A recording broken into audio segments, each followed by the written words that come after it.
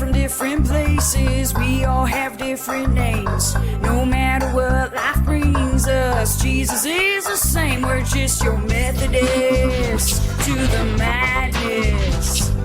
Methodist to the madness. Hi. I'm Beth. I'm Tim. I'm Jessica. And we're just your everyday Methodist to the madness. Guys, we're getting slower and slower. Pretty soon, the first 15 minutes will be The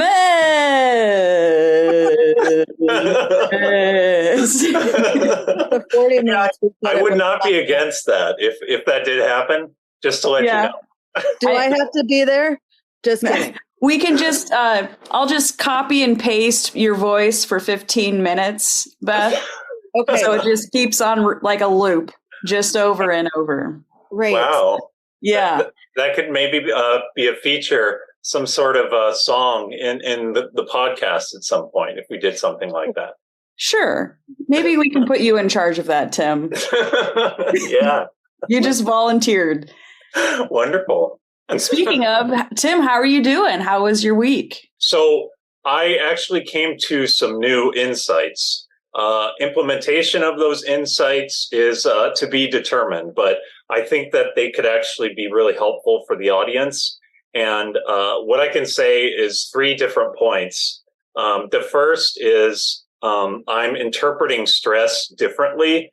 So they actually have 2 types of stress interpretations. There's eustress and distress. And typically when we think about stress, we might be inclined to think about distress. And so I started looking this up, the difference between these. And I'm like, okay, so eustress is kind of like the thing that you would experience when you're exercising or doing some sort of like fun project at home or something like that. And then distress is usually what we think about, like maybe we're at work and we have some deadline and we have management all over us about it or something like that. And then after I looked into these differences, I happened to stumble upon this TED Talk about, let's see, I think the title was How to Make Friends with Your Stress.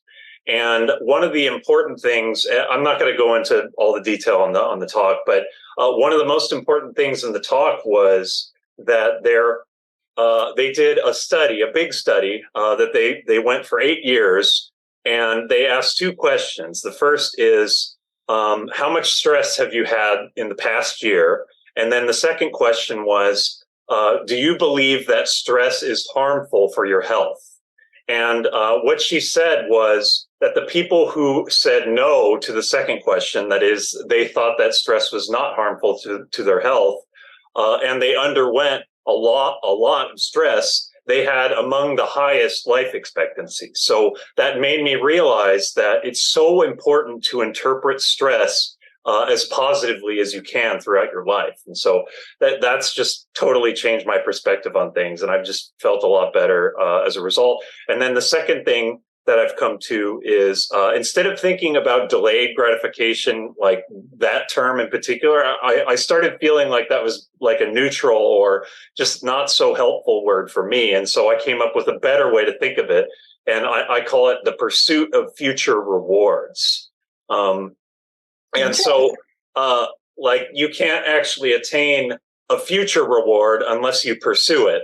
And so then you're just stuck with your immediate rewards or your instantly gratifying rewards. So I thought that was very interesting. And then finally, I think it's really helpful to try to seize the moment and do something meaningful. Like whenever you have just like 5 or 10 minutes or 15 minutes, get started on something, pursue some future reward or do something immediately rewarding, but just make the best of your time. So yeah, as far as implementation of all of this, I can't really explain.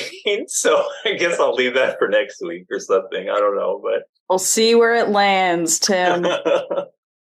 You know, I do want to mention, though, you talked last week about habits and forming habits, and that was part of our conversation. Mm.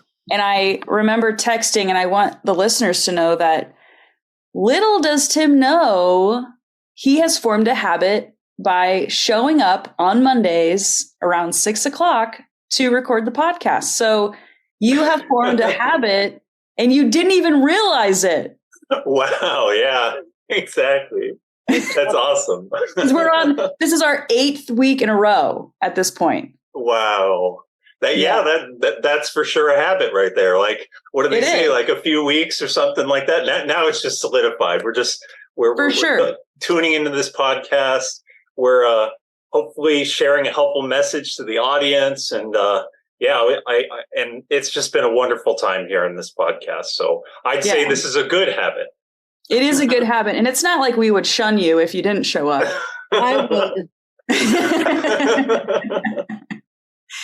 Just don't ever not show up, Tim.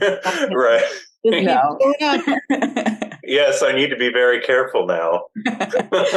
Beth, how are you doing? I can only assume Sunday was very busy for you, but how was this past week? Well, this past week was pretty busy. I felt like when deadlines come up, like trying to plan and host an entire trunk or treat for the church, all of my other goals and whatnot just kind of fall by the wayside because I'm just like in survival mode, just trying to keep my head afloat. So Beth's health journey wasn't so great this week, but before at 5:00, I listened to the podcast, or not the podcast, the sermon. And then at 5:30, I had Craig help me walk the dogs. So other than that, I didn't do anything today. And yesterday, I'm not going to lie, was really rough. I started my day out getting out of bed without my glasses on because I had to go to the bathroom. And I immediately stepped in a pile of dog poop with my feet. Oh my gosh. And I thought, gee, I hope this isn't a sign of how the rest of my day is going to be. It happened. It was. And everything that could go wrong did go wrong. And before I came to church yesterday, I went to Dutch Bros and they had I really like their Rebel energy drinks they make. And they had a sour candy one, which was supposed to be like Sour Patch Kid flavor with the watermelon Sour Patch or whatever. I'm sure it's with chemicals and all this other stuff that we don't want in our bodies, but that's what I wanted yesterday. And the barista told me, "Oh, I'm sorry, we're out of that flavor." And I wish I was joking. I almost cried. I was like, this is the thing I wanted more than life itself. But what happened was because I was that upset about not getting the order that I wanted, it reminded me, you seem more weepy than usual. Did you take your medication? And so I took that reminder. Dutch Bros is like 5 minutes away from my house. And I was like, good call. And I went and got my medication. And I've spent a lot of the day trying to reframe everything.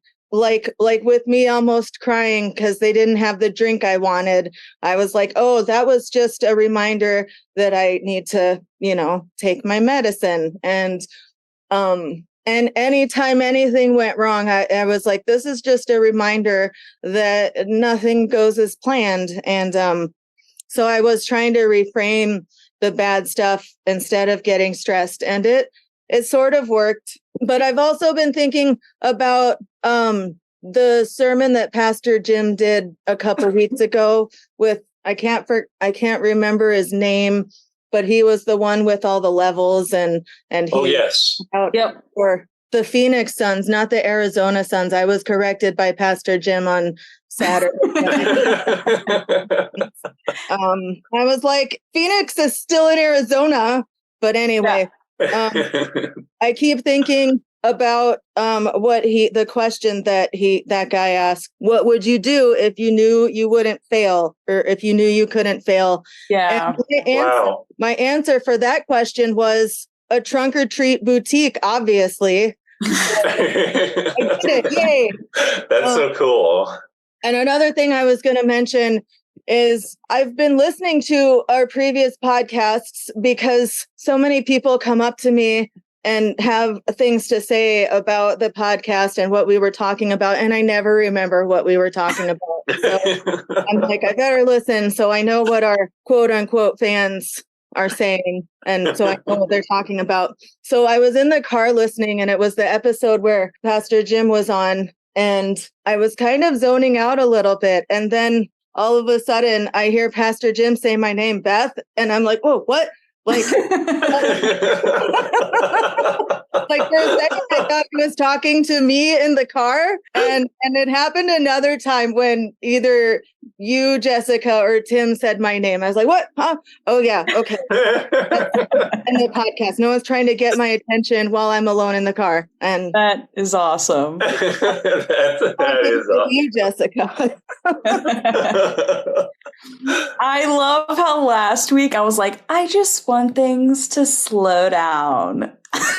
And last week was nothing but, I had to write down everything that happened last week because it was too much. So last Wednesday and Thursday, I attended the Television Academy's Media Educators Conference. And so for anyone who doesn't know who the Television Academy is, they're the ones who put on the Emmys, the Emmy Awards.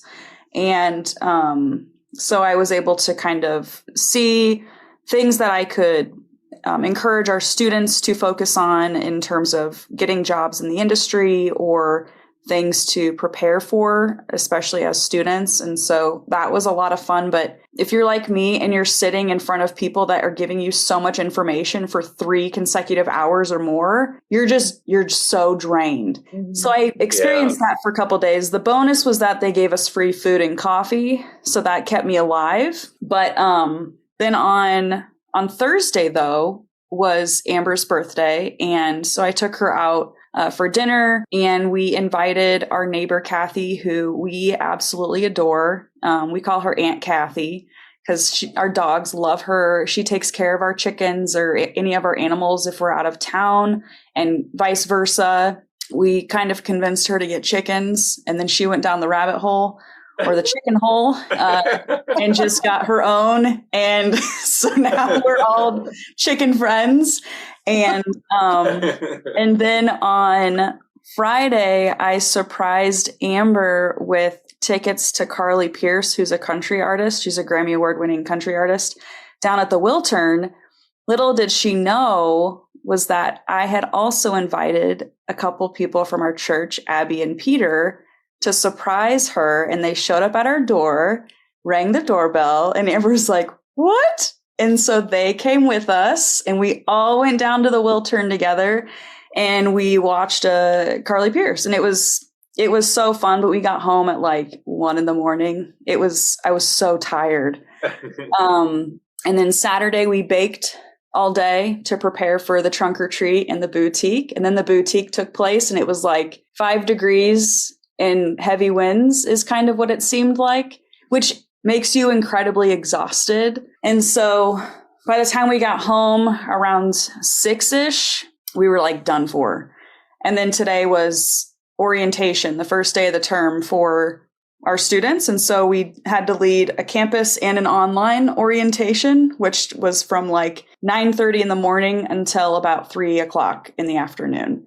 And then I drove home, and now I am here. And I feel like I did not do anything I said I was going to do last Monday. But with all of that being said, it was busy, but I think it's fun to like involve yourself in things that are always bettering you. And I felt that, I was able to do that. And I also was reminded of the importance of surrounding yourself with good people and going to the trunk or treat. I loved seeing everything that everybody made. Like, Beth, I had never seen so many things that you could make, and it was so awesome. And I'm just thinking, oh my gosh, we need to do this every season. Like, people need to see this. And so even Miriam with her quilts, like, oh my gosh, it's just everything, or her blankets, not quilts, her blankets. Yes. She like hand crocheted, needle, hand crocheted. I mean, it was just, I was blown away by all of the artistic and creative people that are part of the church. And anyways, it was so, at the end of the day, it was incredibly exhausting.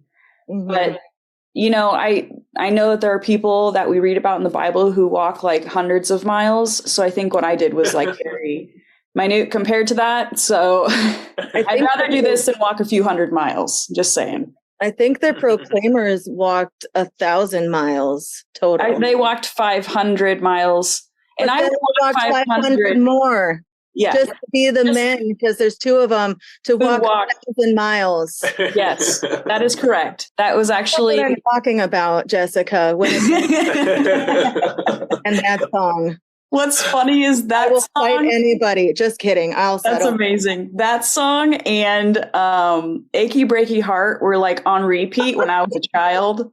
Two random songs, but they were on repeat. I was like so excited as a 9-year-old just listening to Billy Ray Cyrus and the Proclaimer. Anyways. Hey, Jessica, I wanted to add something. So you were saying how you were doing all these things and you didn't expect your week to go like that. But you would rather do those things than, I suppose, not do them. And that reminds me of one of the sermons where, or I think it might have been last podcast episode. I don't remember exactly, but something about we don't want to live a life that's like boring. Yeah, I think that was last episode. That was really compelling, that we don't just want to like sit there and like kind of not really have anything going on, because if we were like the main character in a story and somebody was reading about us and we were just sitting there like not really doing anything, then that wouldn't be very interesting, right? So well, I don't know, maybe they would want to know. And then she watched her 8th season of whatever, you know, maybe that's what they want to hear, Tim. Who knows? Yeah. Oh, that's true. There's two ways of looking at it. Yeah. And then she finally finished watching all of the episodes of Seinfeld and cried. Yeah. You know? And then we could do, and then she wept. And I was thinking of Seinfeld. I'm glad you said it, because isn't that show technically the show about nothing? So yeah. You're reading about someone watching the show about nothing, and they're just sitting there. So having a coffee. By the way, Tim, I know you were probably talking about the podcast when you referred to it as an episode, but I would like to start referring to all of the sermons, the live sermons, as episodes, and it'll be like on the next episode of PUMC. Yeah.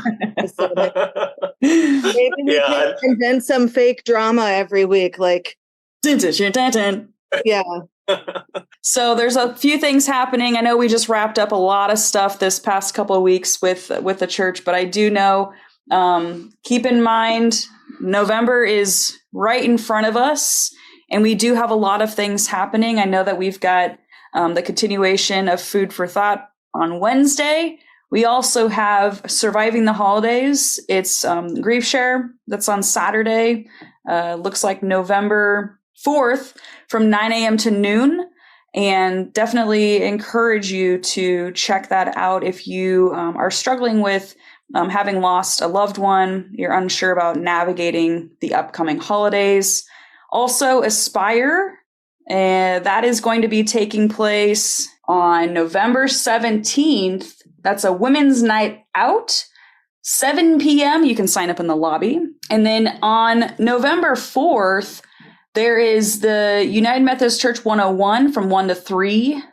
For those that are new to PUMC, I encourage you to check it out. Amber and I did participate in a session where we were able to learn more about the United Methodist Church. Pastor Jim does a great job of sharing all about John Wesley, and also find a way to potentially volunteer yourself, get involved with the church. We love when people are able to share their gifts, whether that's through kindness, through vocals, through printing things, What else could we do? Really firm handshakes, whatever you're good at. We want that all. Please don't touch. I like the firm handshakes. Maybe that could be, if you're a lovely greeter, you could do the firm handshake. Ooh, I like it. That is perfect. Hey, Jessica. Hey, Beth. Are there any other events happening in November? Because I can think of one that you missed. Veterans Day? No. Wait. And it's the perfect segue to lead into who our guest is today. I will let them talk about what is happening in November. But also, don't forget that we have Veterans Day coming up. So if you know of a veteran or you are a veteran, definitely take advantage. If you are a veteran, take advantage of a lot of the free breakfasts that go on. That's on November 10th. Yeah. That's exactly what to look forward to, the free breakfast. Yes, it's on a Friday. Veterans Day is on a Friday this year, which is always nice because I'm able to have a little bit of flexibility with my job on Fridays. But if you know a veteran and you would like to thank them for their service, encourage you to do so on Friday, November 10th, to honor Veterans Day. Just remember, Veterans Day is different from Memorial Day. Memorial Day, we remember those that sacrificed their lives for our country and remember those that we've lost. And Veterans Day is those that have served our country and are still living today. So keep that in mind. Next, we've got Beth's ministry moment. Beth, you want to take it away? Yeah. Yes, Jessica, thank you. Today we have Jody White. I was going to say something. I was going to introduce you as Mrs. Pastor Jim because that's what you're. And she's here to talk to us about the quilting group that meets on the first Saturday of the month from 9 to 12. Welcome, Jody. We're glad to have you. Yay, welcome. Hey. Good to see all your smiling faces. Yeah. So I have been invited to share with everybody, all a million of your listeners. We're over 6 or 7 million. So yeah, it's crazy. Great. Approaching 8 million of you. All of you invited to join us on the first Saturdays of the month at the church in the social hall from 9 to noon. Those of us who are quilters or sewists, I don't know if you knew that was a word. I did not. I did not. Yes, we are sewists. We bring our sewing machines and or our handwork and sew with each other. And we've sort of grown and encompassed the shawl ministry, who bring their yarn crafts, their crocheting and or knitting. And we even have a couple of people who on occasion bring their looms and do some weaving. And a lot of times we have people who come without bringing a project, but just for the fellowship. I've always told people, hey, you know what? If you've got a bunch of thank you notes you need to bring to write, why don't you just bring them on Saturday and write thank you notes while you talk with us? Every single time we get together, we bring show and tell. So all the stuff we've made since the last month when we got together. And man, there are a couple of women who generate like 2 whole quilts every single month. It's crazy, amazing. And as inspiring as it was to be at the trunk or treat event with the vendor booths yesterday, it's equally inspiring to show up at Quilting Group and see all of the creations that our people know how to make. And we all get to share opinions and fawn over everybody's creations and really give each other a lot of encouragement. It's a great place to go and hang out. I love it. That is so cool. What's the longest you've ever worked on a single project? Like nonstop? Well, like all together. I've got about 40 projects in my quilting room that I have started and not yet finished. Like 8 years ago. Oh my. Hey, that's really cool that like you have the opportunity to resume any one of those projects. You can always just come back to it. Yep, absolutely. You get it to the point where your inspiration has you now, and then you have to wait until the inspiration hits you later. Right. In order to finish it. Yes. So I also wanted to mention that Jody is actually a really good teacher too. I technically represent the crochet part of the group, but I've been disguising myself as a sewist probably the past 2 months or so. And Jody helped me make a really cool midi bag. Is that what it's called? She helped me make it. And I look at it and I can't believe that that's a thing that I put together and I did. If you left me to my own devices to try to make a second one on my own, it's not going to look like that. But Jody was with me every step of the way. And I just love, my favorite thing about going to the quilting group and making that bag is how big of a cheerleader you and your mom are because Jeannie, who is the new office manager, also made a bag and she doesn't sew. And I tell you what, there's nobody who is more excited for you than Jody and her mom when you finish your bag. And wow. Joanne wasn't there at the last quilting meeting, but I did receive a text message from her congratulating me on finishing my bag. That's amazing. That's awesome. So even if you have been wanting to pick up sewing or try it out, I would recommend just coming, because if you have your own materials or you have something in mind that you want to make, they'll help you do it. Deborah Reddish still tells me about how she had a quilt of her mom's that was unfinished, and she asked if the ladies would be able to finish it for her, and they were like, "Oh no, we're not going to finish it for you, but we can help you finish it," and they did. So oh my gosh, that's amazing. Wow, that's so cool. And I'm glad you mentioned that, to encourage everyone to just come, even if they don't have experience. It kind of like falls into the other thing that Jody was saying, that you could just come for fellowship. You don't have to do anything sewing related. You could just be there for encouragement, and you'll be encouraged, I'm sure. So yeah, that's just a wonderful inclusive event that Jody brought up here in the ministry moment. That's so awesome. So we expect to see you there this Saturday, Tim. No. Do you guys do house calls by any chance, where we just put our phone numbers on a list and then you guys just call us and encourage us and just say, "You're doing great. I'm so proud of you." You guys also do that? We don't just call. We show up at your house with our sewing machines. Oh. The sewists are there in person. Yeah. We literally have 1 or 2 spare sewing machines in the cabinet, and we have a whole cabinet of beautiful fabric for you to choose from. So you can literally just make your project with the notions and the threads and the fabrics and the machines that are right in the cabinet there. We have an ironing pads, ironing boards, everything, cutting mats. We're ready to go. Wow. You guys also have matching jackets that you've made. My mother and Mary Larson have matching jackets that they have made.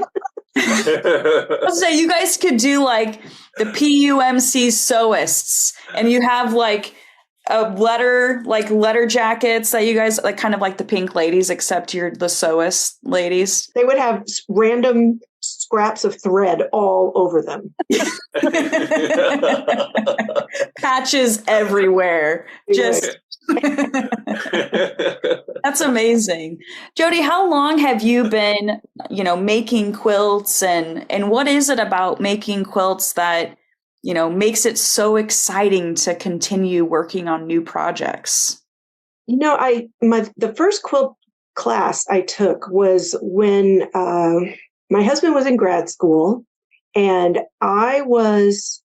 we were married, of course, but I was not in grad school. So he was busy in the evenings. And after I got home from work, I wasn't busy and he wasn't available. So I was trying to think of something to do with myself. And I enrolled in adult education courses. Mm-hmm. And I took hand quilting. Literally, you cut all the pieces out with scissors and you sewed them together by hand. Whoa. And I made a quilt and decided hand quilting was not for me.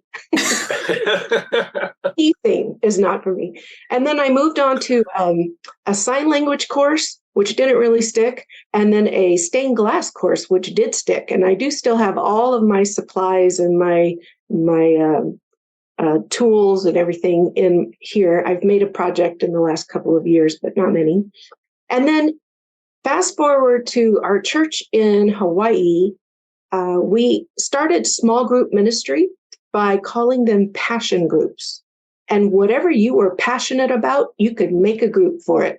So we had a gardening group and a bowling group and a cooking group and an eating group, and they never got together. I didn't understand that. They were too busy eating. A quilting group, and I thought, yes, I want to be a part of that. And so I literally have been quilting for almost 20 years now. Thanks. Wow. That's so cool. Yeah. That's amazing. I love that. A weird thing to start quilting in Hawaii because that's a warm place. So it's a little uncomfortable to have hot quilts all over you. Right. The thing I really love about quilting is in one sense, it's so precise that some people can get it and some people just can't get it. All the mathematics of quilting is built on 1/4 inch seams. So you can calculate that when you sew 2 pieces of fabric together, the result will be a 1/2 inch smaller in length than if you add those 2 pieces together. Because you're a scientist. That's where sewist comes in from quilting or sewing and scientist. It's a sewist. Wow. So I love the precision of it, but I also love it that once you know that piece right there, you can just go off on creating your own project without a pattern. And it's not like with clothing, in order to get a size 7 versus a size 7.5, you have to pay attention to these lines and you got to sew these curves, and sewing seams are always 5/8 of an inch, which is a really awkward measurement, I think. And then you have to snip all kinds of things. In quilting, it's not like that. It's a bunch of straight lines with a 1/4 inch guide. And then you can kind of turn your brain off just a little bit and just do all your piecing quickly. It's really nice. There are a lot of men who quilt. There are regular features in my quilting magazines that I subscribe to of men who own like auto mechanic shops. And they have a bunch of sewing machines in the upstairs, and all the guys after work have to clock out and spend 1 hour quilting upstairs. And it teaches them their tactile abilities and to use the other side of their brain and to use their math and their calculations and their precision work. And these guys turn out some really gorgeous quilts. I love it. Wow. That's really awesome. I really have quilts for you in the quilting group. Tim, you can do it. That's my invitation right there. Yep. It's so nice. If you're intimidated by sewing, though, you could also learn how to crochet. or Tim, if you ever feel overwhelmed, just know that your name is intimidated. I didn't see that coming. Now I just referenced that sermon series again. Oh, yeah. But anyway, the first Saturday of every month from 9 to noon. And anybody is welcome to come at any point in time, even just to see what's been created and be inspired. We love that. Yeah, that is so cool. Plus, we usually have muffins. Ooh, yes. Okay, that is where things kind of turn around here. Okay. I Okay. love with that, Jody. We got snacks, everyone. That's like the full package. You could do the sewing, you could do crocheting, you could do fellowship, and then there's muffins. I mean, how could you not win? But if eating muffins is your passion, we invite you to come join us. You know, it almost sounds like it's like this mini college where you got all these clubs. You're like, here's the crochet club, the quilting club. That's right. And I would definitely join the eating club, and no one would find us, just like the other place, because we're busy eating. Anyways, we're going to go ahead and move into sermon feedback. Jody, we love if you could join us so that you can provide. Too bad it's not your husband's sermon that you can critique and provide feedback on. yes, a very strong critique. Very strong. Yes. But we would love if you could join us. Do you want to stick around? I would love to. Awesome. So this past Sunday, Pastor Jon had a sermon series or it was just a single sermon over. The title was Kindling. And we talked about 2 Timothy chapter 1, verses 3 through 7. And I'll go ahead and read those really quick. That way we can all be on the same page with what we went through. I'll read from the Message version. I, Paul, am on special assignment for Christ, carrying out God's plan laid out in the message of life by Jesus. I write this to you, Timothy, the son I love so much.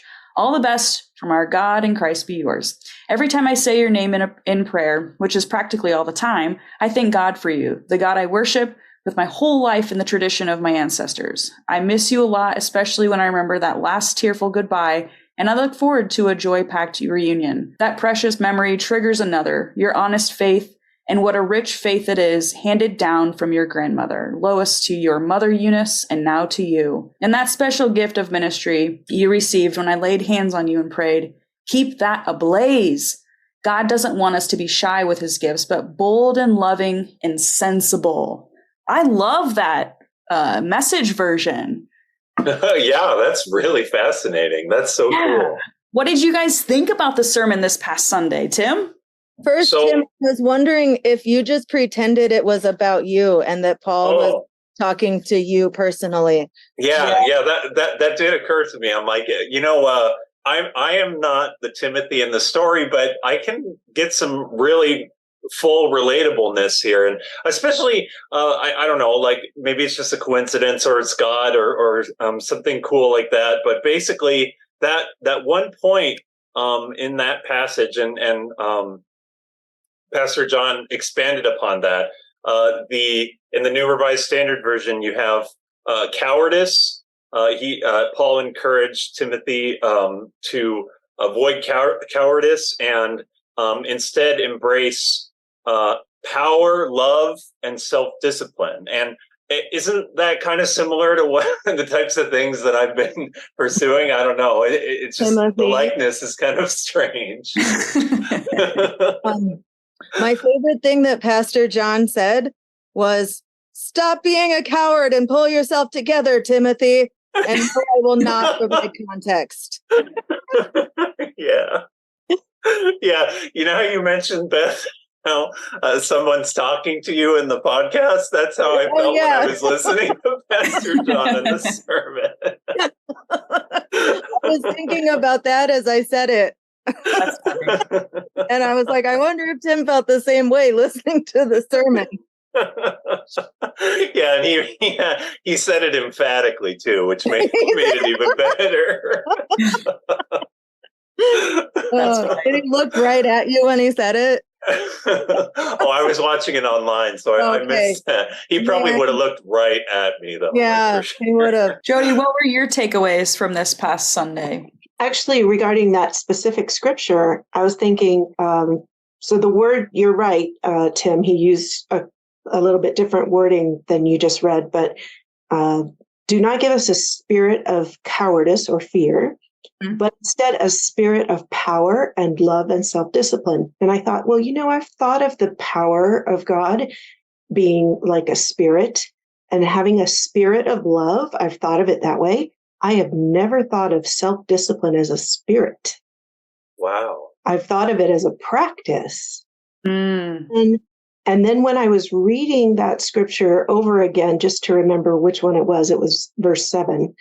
That translation said, the spirit of a sound mind. And I thought, wow, I'll have to just rethink that in my life, being a spirit, and try to see how that changes my focus on self-discipline as something not only just that it's on your to-do list, Right. but if you think of the spirit as maybe something that embodies you all the time, trying to figure out how to live a life that is filled with a spirit of self-discipline. Whew, I got challenged. Yeah, that's so definitely got fascinating. challenged. Yeah. Yeah. I think self-discipline is like, I think everyone kind of strives to be disciplined in certain areas, whether it's health journeys, creating habits, or just really instilling a certain way of life within our own environments. And so I was definitely taken aback when I did read that part about self-discipline, because I immediately started thinking of, if somebody were to look at my life, would they think, oh yes, she has so much self-discipline. Like she's able to, even translating it into self-control in some capacity, And I don't know, I feel like that's a lot of times the hardest things to kind of follow through with, because we are human and we get tired and we want to do our own things because we're just so tired. Yeah, I'm so tired too, Jessica. I'm right there with you. I was wondering why it caught me so much off guard. Have I displayed a lack of discipline lately, and that's why it sort of jarred me? And then when I saw it in a different translation, and the spirit of a sound mind, I thought, oh, that's what it was. Whenever I hear sound mind, I'm like, yeah, I got that. And then I get to self-discipline. I'm like, whoa, where did that come from? Yeah, like basically having a sound mind is, I think, essential to normal everyday functioning or something like that. And especially when you have the other things like love and power, then you actually have the whole picture. And that kind of leads into like the other thing that Pastor Jon was saying, where he quoted an author. He said that without all three of those things, then it just, you end up with a result that is not so helpful. Like one of the ones I was thinking about is, if you have power and love, but you don't have a sound mind, then you're just, you kind of have aimless passion or aimless. I'm kind of paraphrasing using my own words here, but so yeah, it's really powerful, I think, if we can actually practice all those things. But the other thing I wanted to mention, Jody, is I thought that was really awesome that you said that about self-discipline being like a spirit, because I suppose this is kind of like the implementation of what I was talking about earlier, like that whole like interpreting my stress differently, and viewing it in as positively as possible way. I sort of felt like that has come upon me, sort of like a spirit.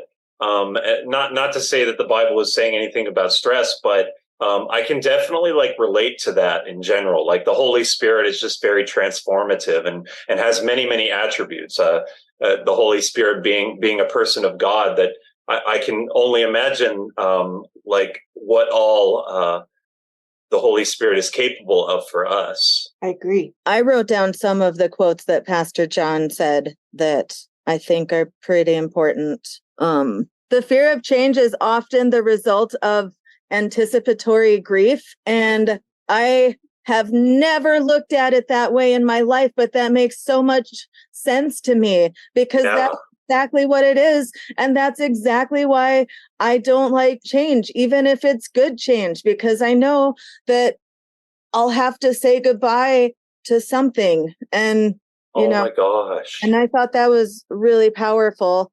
Yeah. And then the other thing he said was, fear is a reaction, courage is a decision. And I really liked that. Yeah. That's really helpful. And pretty much everything I do with fear in my heart, but I'm doing it. So that's what matters. Mm-hmm. I have two things that I was thinking of. That phrase, anticipatory grief, I had never heard it before, but it really struck me. So I wrote it down in my notes as well. So it's not like we were all getting caught by the same thing. Yeah. Yeah. There are two things I wanted to mention about that. One is one of my favorite concepts in the Japanese culture is I am a quarter Japanese, for those of you who don't know. And one of my favorite concepts is called aware. And aware is recognizing the inherent sadness in every joy, which sounds horrible, but we all go through it. Like when my child first went to kindergarten, you're excited for them. They're going to experience something new. They're growing up. And then you realize that you're sad because they're growing up, because you're losing your little baby, So it's that sadness that's involved in every joy. And it's called aware. But the reason it's one of my favorite concepts is if you write it out in Romanized characters, it's AWARE. It spells aware.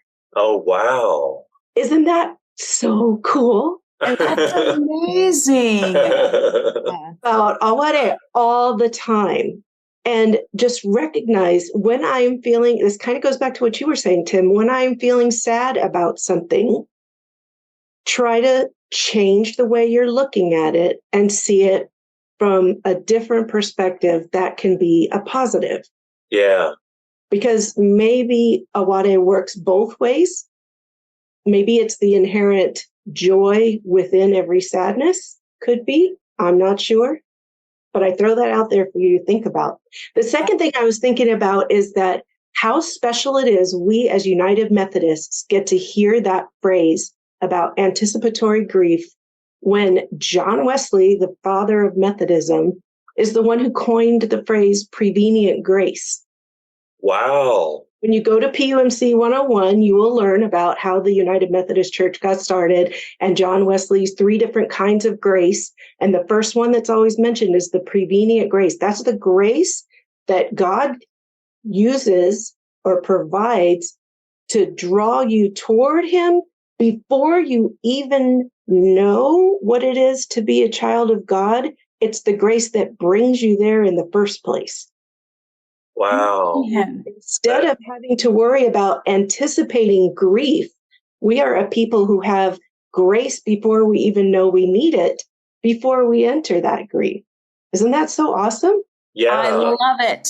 I love it. Yeah, I love that too. That's so nice. And yeah, I feel like I can really relate to that because I kind of just inched my way into Palmdale United Methodist Church. Like something was pulling me to the church and something was pulling me to have like a much more faithful life. And this kind of reminds me of what Pastor Jon was saying about a fire of faith. I just kind of felt, I don't know, I just vibe with that so much, like how powerful faith can be. And yeah, that's just so cool, that the prevenient grace. I didn't know about that. And I think all of us to some extent have experienced that. And or it comes to the point that we experience that at some point in our lives. And I think that's just wonderful. And by the time you're experiencing it and you're aware of it, then you're already in the second level of grace, because the first level of grace was just getting you there in the. That's awesome. That's amazing. Guys, I feel like I'm learning so much in this podcast today. This is amazing. Yeah, that's so nice. I'm thinking of the part where Pastor Jon was talking about how we're in the season of people who are basically trying to get scared, and how he referenced that TED Ed talk and how, like, why do people want to get scared and all of that? And there was a quote, he said, emotions can be contagious, the parts of the brain that are active when friends scream are active in us when we watch them. This not only intensifies our own emotional experience, but makes us feel closer to those we're with. And so it made me just kind of think about. That happens when you sew together too. That happens in what? When you sew together. When you sew. Oh. Yeah. Yes. Those who sew together grow together. Oh, wow. Let's get that on a pillow. Yeah. That's Whoa. awesome. But it made me think about, a time of reflection. And for those listening, take a moment and think about, what are you, portraying, or what are you giving off to your friends, and what kind of emotions are contagious for those that are around you? Are you giving off something that is using your power for good, and you're making this contagious spirit of wanting to get further with Jesus? Or are you somebody who is contagious with sad things?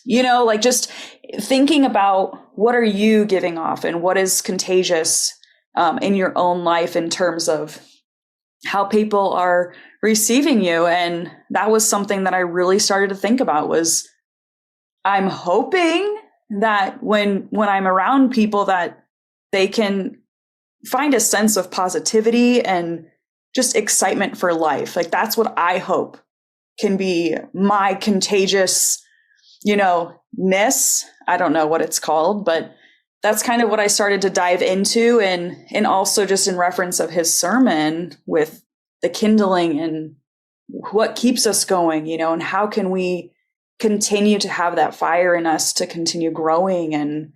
And so that was really fascinating for me. Yeah.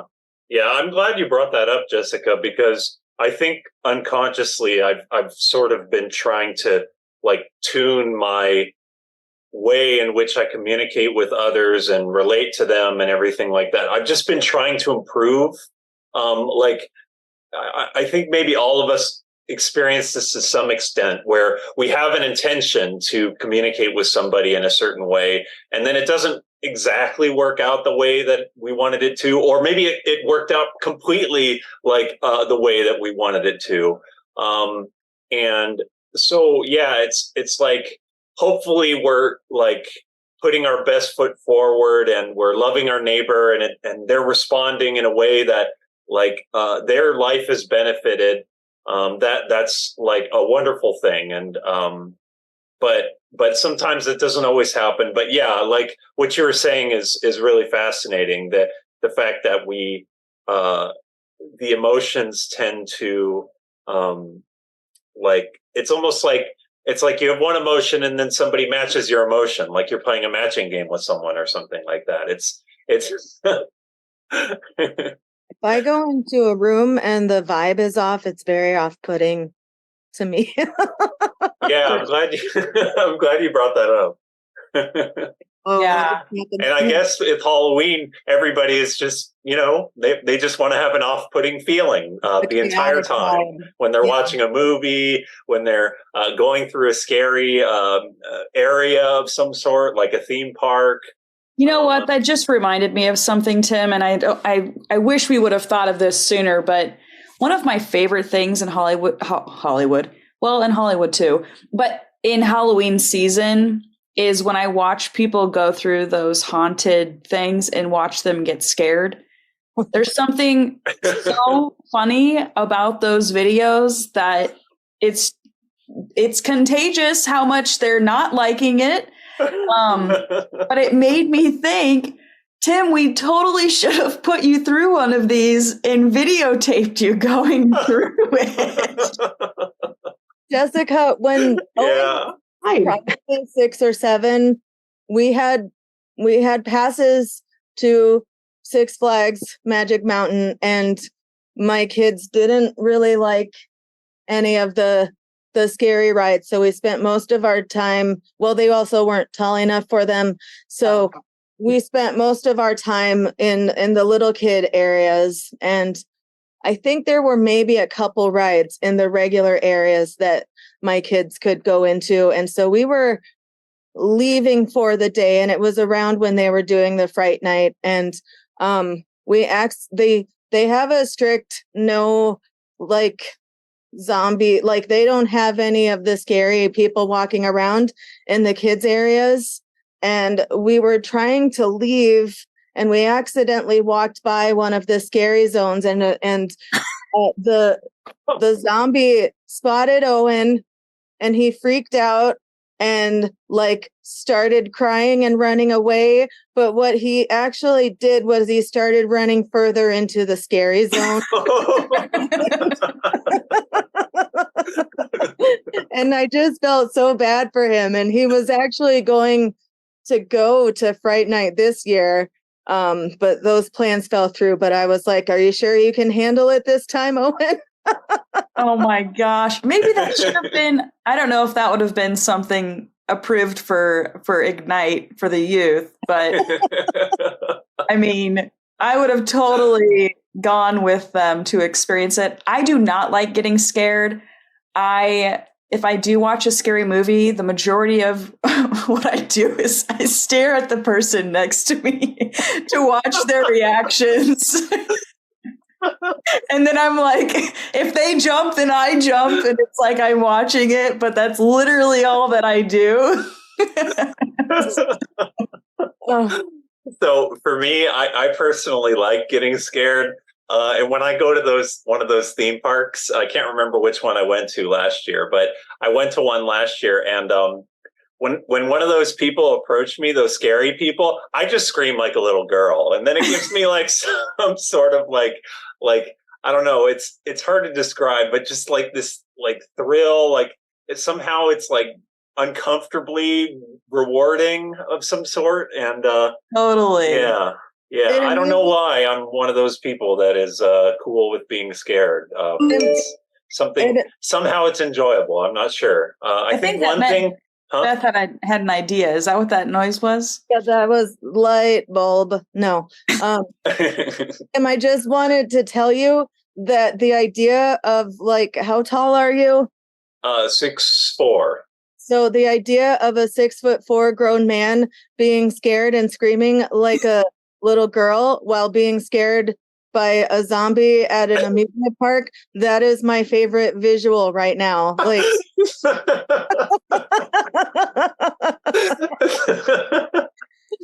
Tim's like walking around and he's in line eyesight with the person on stilts.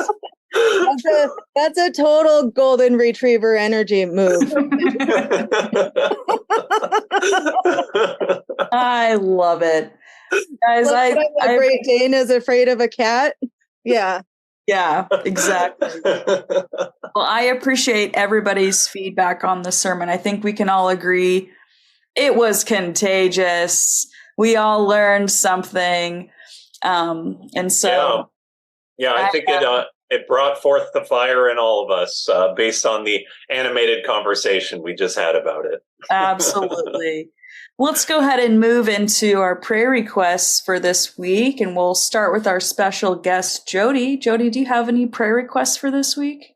I have one that I would love for you to keep in mind. I have a coworker, and he found out last November, so a year ago, that his 2-year-old had cancer. And she has been having a really rough time and has been in ICU for the last week and a half. And it just seems really, really wrong that a 2-year-old should have to endure that. So if you can just keep him in your prayers, please. Thank you for sharing that. That's tough. Yeah, absolutely. We'll pray for your coworker and her. Is it your coworker? Is a he or she? It's a he. Yeah. So definitely prayers for him and his 2-year-old. Wow. Tim, any prayer requests for this week? I think kind of leading off of the sermon, a prayer for courage for me to continue in what I see as insight and like a path forward for me to live my life more fulfillingly. So maybe continuing to interpret my stress in a more positive way, and really looking at what I can do to improve my life, foregoing immediate rewards and looking to future rewards. So a prayer for confidence in all of those regards. Okay, will do. Thank you for sharing, Tim. Thank you. Beth? Well, my poor friend Lucy can't catch a break, and it's not really my story. She's having a medical procedure done tomorrow, so if you could pray for her and pray for that, that would be. She needs lots of prayers. Yeah. Oh, man. Yeah. Wow. When it rains, it pours is kind of how I think of it sometimes, like one week you're like, I'm not going to do anything. And then the next week, everything's busy. Yeah. Wow. We'll definitely be praying for Lucy, though. Did you end up giving Lucy the rock? I did. I actually had stockpiled a bunch of little things to give to her. And I think it was last weekend, she asked if I would be able to watch her dog, because she said she just needed to get away for a little bit. And so she went to her boyfriend's mom's house, because she's really good at helping her when she's feeling down. And I was like, wait, are you leaving right this second? I have stuff to give to you. And so I gave her all this stuff. I made her a sticker that has Kevin James on it. And then I put a quote from a Bo Burnham song. And then I said that it was Martin Luther King who said it. And I don't know, the Kevin James thing, for like a couple months ago, all of these Kevin James memes just started popping up on the internet for no reason at all. And then I just thought it would be funny to start sending them to my family. And it really gets a reaction out of Owen, my 16-year-old, every time I send one. So occasionally when I think about it, I just send him that picture of Kevin James and he's like, why?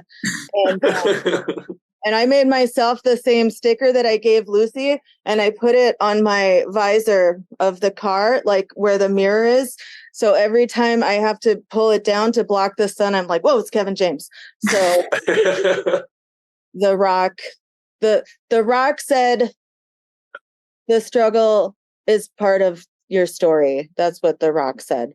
And I couldn't decide which one to give to her, because I also kept one for myself. And it said, there's nothing wrong with asking for help. And I asked her which one she would choose. And she was like, well, which one were you planning on giving to me? Because I was like, and so I told her I thought she could use the story as part of the struggle. The struggle is part of the story. This story is also part of the struggle. But anyway, and she was like, yeah, that's the one I was leaning towards. So long story long, yes, she has The Rock. That's good. I'm really glad. That's a really wonderful saying. But what was it again, Beth? The story? Sorry, I got confused. The story is part of the struggle, but it is the struggle is a part of your story. The story is the struggle. That's true. Right. That is true. That's been my experience anyway. Yes. But it also makes for an interesting character. Yeah. And an interesting story. And an interesting struggle. No, I'm just kidding.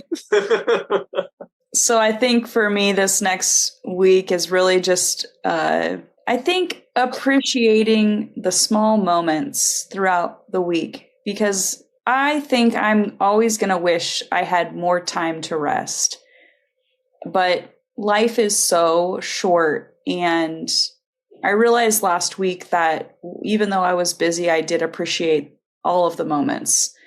And so I think I want to continue that spirit of appreciation, that I have both arms, both legs, a sound mind for the most part, especially when I have coffee, and just the ability to see and to hear and just really just I want to appreciate every little thing that I have in front of me and in the moments, and finding ways that I can maybe spur on others and help them to, fan their flame and become more positive for other people if they're experiencing a lot of down, So basically just world peace. That's about it. Great. It's simple. That's really nice. No, I think that's great. Jody, we are so appreciative that you have taken the time to hang out with us, to talk about things that are going on in your life, to talk about sermon feedback and sharing your prayer requests with us. We're excited to see all of the new things that you will create and and hear about all of the unfinished projects that you will someday tackle. Oh, that's the joy of it. What was that saying, Beth? What was it? One of us came up with the saying for sewing. It was Jessica, and she said, "Those who sew together grow together." That's right. And that's what's on their jackets that they all have that are matching. That's correct. Yep. That's the merchandise. So if it's not available yet, it might be available soon. Stay tuned. I would like to give a special shout out to Ann Sutherland, who I met this past Sunday at the Trunk or Treat, who is one of our listeners. We love that you are listening to our podcast, and we are so appreciative for your kindness and for the things that you create at Palmdale United Methodist Church. So I did want to mention that. That's great. I had the honor of having one of Ann Sutherland's started but not yet completed quilting projects that she's decided to bequeath to me. Part of my sewing room for several years now.